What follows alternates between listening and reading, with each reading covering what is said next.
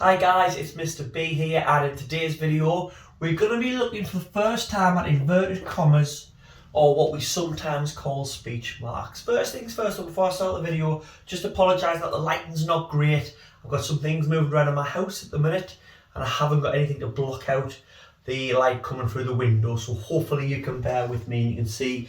Let me know in the comments if you don't and I can redo this video.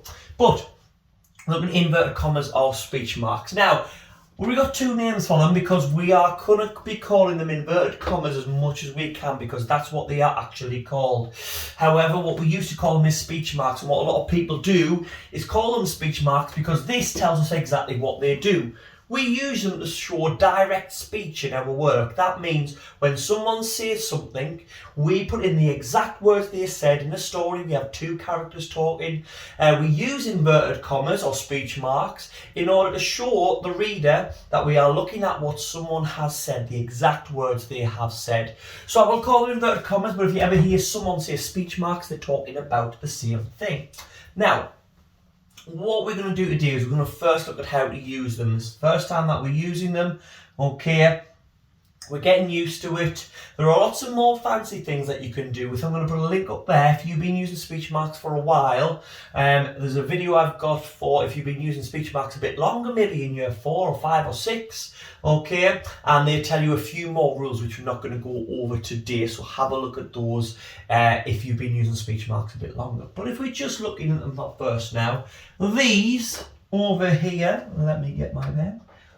These here are our inverted commas, okay? Now when we use our inverted commas, we put them around what the person is saying. So let's read our first sentence. "I'd love to play," he said.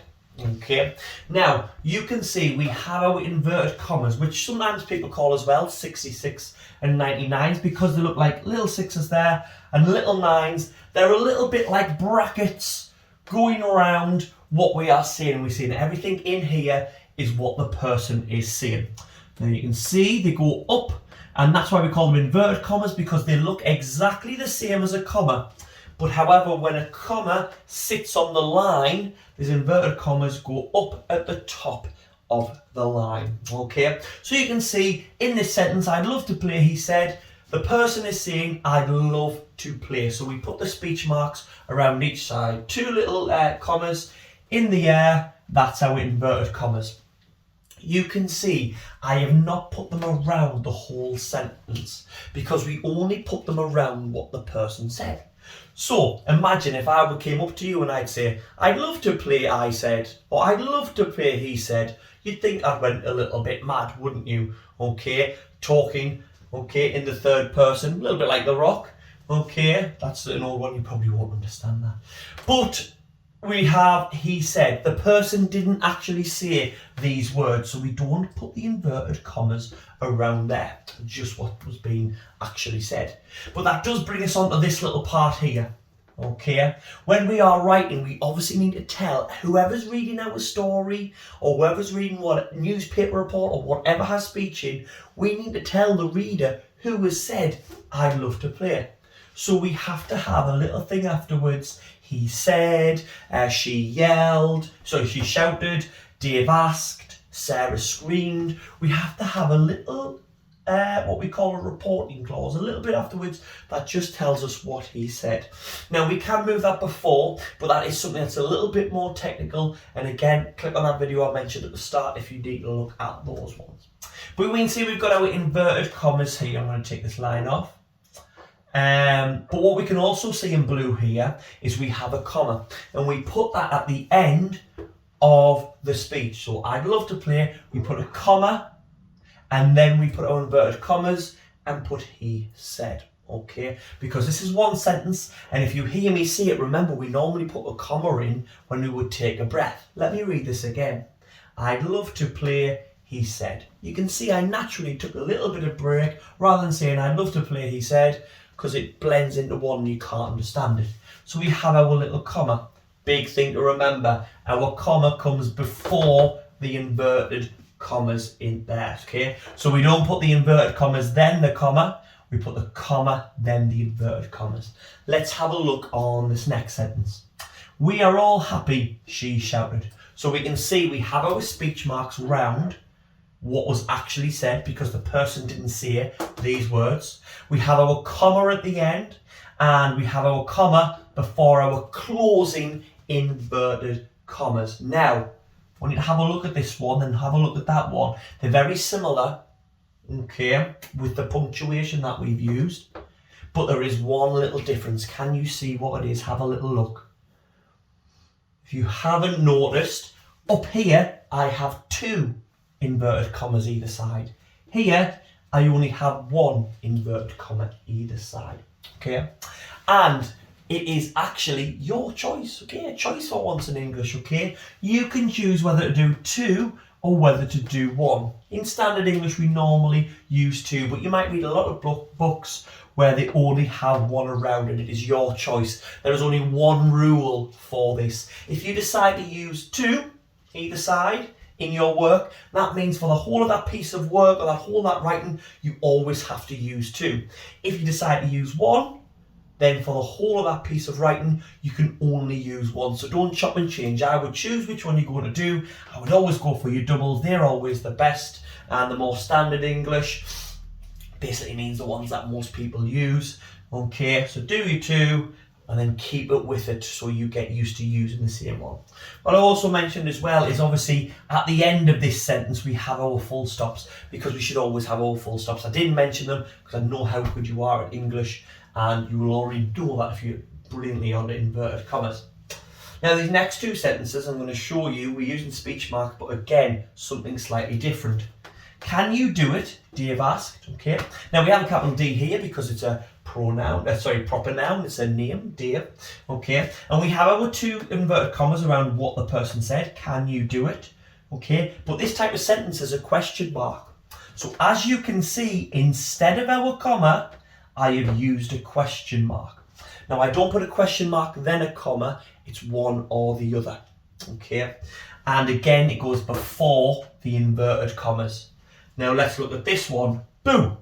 Sarah screamed. Again, okay, we have our inverted commas around the word, what was actually said, and we have an exclamation mark this time because it's something someone's shouting to surprise someone. And again, no comma because it's a comma or an exclamation mark, and it goes before the inverted commas. Okay, again, it's just around what the person said. So if we have a look over here, we need to remember we have our inverted commas, whether they are double or single, around the words that were actually said. Okay, we can use double or single, it is our choice, but we need to stick with the same ones all the way through. And at the end of what the person said, just before our closing inverted commas, we need a comma, an exclamation mark, or a question mark. Okay, a comma if it's a normal sentence, an exclamation mark if it's an exclamation or someone shouting, something like that, and a question mark, obviously, if it's a question. Okay, but we only have one of them, not more than one at the end of a sentence. Okay, what I am going to show you as well is one more little thing. Okay, when we are writing what someone said, sometimes they will say more than one sentence. So if I put the words my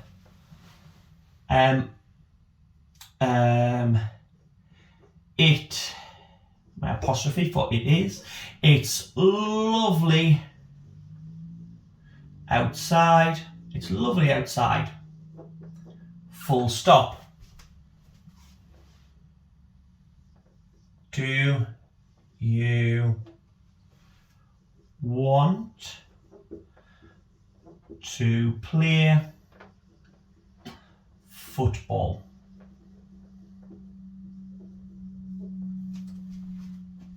Okay. Put my question mark in blue. Okay, I've left the speech marks off for now because I'm just going to talk about something. It's lovely outside. Do you want to play football?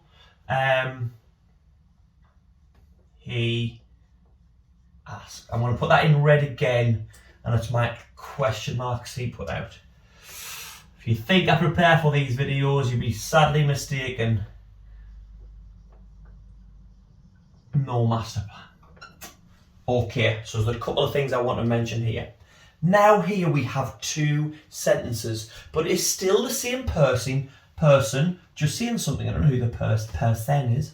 Okay, so let's think. I'm going to use my double inverted commas, but we've got to think now, where do my inverted commas at the end go? Do I end this sentence here and then start again? It's lovely outside. Do you want to play football? No, I don't. Okay.